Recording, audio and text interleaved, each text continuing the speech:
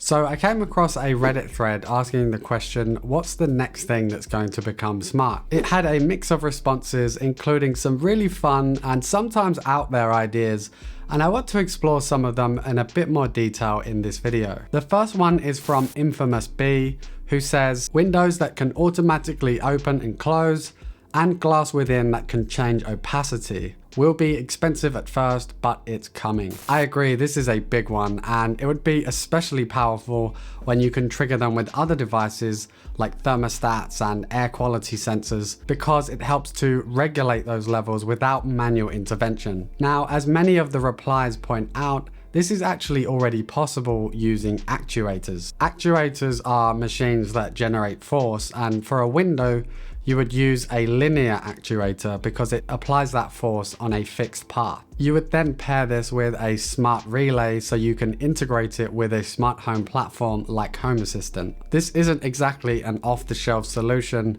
but if you're up for some DIY, it can certainly be done. In fact, here's one from a Redditor who did just that. I think we can all agree it's not the most attractive smart home tech. It certainly doesn't have the wife approval factor.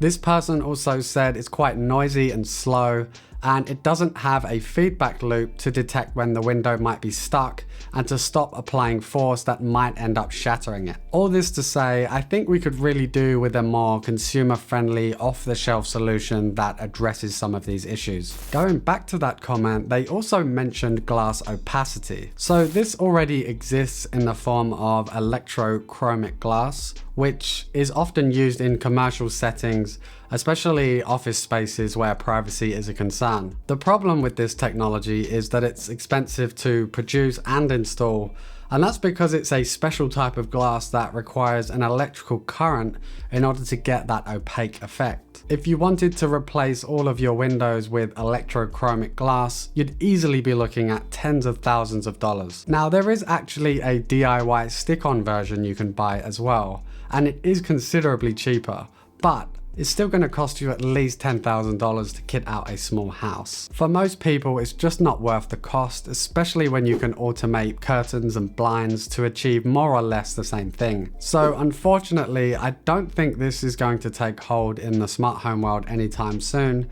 unless there's a new technology that just makes it far more cost effective. While we're on the topic of windows, I'd love to see smart window cleaners. The window cleaning robots we have today just aren't that great. They're picky about the type of window you have, they miss corners and edges, and you have to manually transfer them from one window to the next, so it can often be more trouble than it's really worth. I'd like to see some kind of automated drone version that has sensors, a chemical storage tank, and no doubt a hefty price tag to go with it. Probably getting a bit too sci-fi there, but you never know. Okay, next up, Ursan191 says, I seriously think there needs to be some sort of clothes folding machine that's mainstream and doesn't suck. The closest we've got, I think, is the Foldimate machine, which kind of looks like a giant office printer, except you feed it clothes instead of paper, and the clothes come out perfectly steamed and folded. It's also not too expensive either, at around $300 to $400. But as cool as that is, it still isn't a smart device because you have to manually and carefully feed it clothes. Ideally, you would want your washer dryer to feed into a machine like this, so you don't even have to think about it. Maybe one day this will all just be built into your washer dryer so it comes as one complete unit. Okay, next, Out and About says, a smart toilet that doesn't require a toilet brush.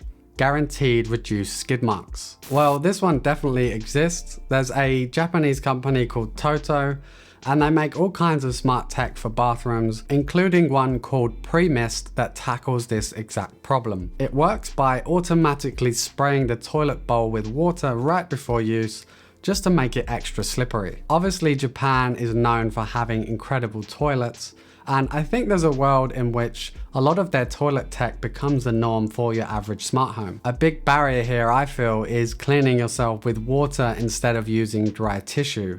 A lot of the Western world still struggles with this idea, even though it's objectively cleaner and also more environmentally friendly. Even then, I think smart toilets are still fairly low priority for most people, especially given their price point. While we're on the topic of toilets though, I have to mention health monitoring. Imagine getting a real-time analysis every time you go to the bathroom, alerting you of everything from dehydration to nutritional deficiencies to even illnesses like diabetes and early stage cancer. We're already starting to see products that do this to some degree, such as the Whiting's U-Scan, which looks at various biomarkers through urine analysis. Of course, this tech is only going to get better from here, and I'm very hopeful about where we're going to be in 5 to 10 years from now. Next, Deleted says, they might already have this, but a fridge and pantry that knows when you're running low on stuff, that orders for delivery automatically. Well, smart fridges have been a thing for a while now, and many of them have built-in cameras that allow you to monitor your stock remotely. I don't know of any that can monitor stock levels and expiration dates and then automatically order products without user input, at least none that are commercially available, although Amazon has teased a fridge like this in the past. I imagine you would need some pretty advanced sensors, cameras, and AI processing to be able to pull this off reliably. Of course, Amazon do offer their Dash Smart Shelf, which will order products automatically based on your chosen threshold. But this only works for one type of product per shelf, and they're not designed to be used in fridges. So there's definitely still room for a true automatic ordering system, not just for your fridge, but really anywhere you keep consumables in your house. Okay, the next one is from Not Knowing, who says, showers like automatic car washes. Get naked, step in, pre-rinse spray, shampoo, soap spray, brushes appear from all directions, rinse, blow dry all over to complete. I really love this one. It kind of reminds me of those theme park dryers we've had for decades now. You step inside one of these after a wet ride, albeit fully clothed, and it blow dries your entire body. My first thought is, how difficult would it be to add soap and water to this thing? But you have to imagine it's a lot more complicated than that, especially when you start shooting hot water and soap at people's faces. You would likely need some kind of sensor to detect where you are in space, which way you're facing, how tall you are, all that kind of stuff. And even then, I don't think it's a technological barrier. I think it's more of a cost issue. It's a fun idea, but who would be willing to pay 10 times or even 100 times more to have a smart shower versus a traditional shower, which, let's be honest, is not that inconvenient. Okay, next one. Lando Commando says, I have to think they're working on some sort of whole home wireless charger that starts charging everyone's devices as soon as they walk in the door. So they have been for a while actually, and it's already possible to deliver power over the air using something like infrared or radio frequency, but it's very inefficient with lots of energy waste, especially as you get further away from the source. The technology isn't quite there yet for commercial use, but there's no question that it's coming. I can see this one being more of a gradual shift, where instead of putting your device on a charging puck, you would put it within a charging zone. This might start as a radius of just 5 feet, and then eventually 10, and as the technology refines over time, eventually it will be able to cover an entire room. So yeah, I doubt this will be a revolutionary leap in power delivery, but I'm happy to be wrong on this one. The next one is from Bellaphile, who says, smart robo vacuums that can sense a staircase and then adjust its functions so that it can maneuver over and clean stairs. I mean, you would think so, right? Maybe we could have some kind of crab Roomba that can climb stairs and retract its legs when they're not needed. I think that would be pretty cool. Realistically though, I think it's more likely we see a stairs only solution rather than something that tries to do both your floors and your stairs at the same time. Okay, last one.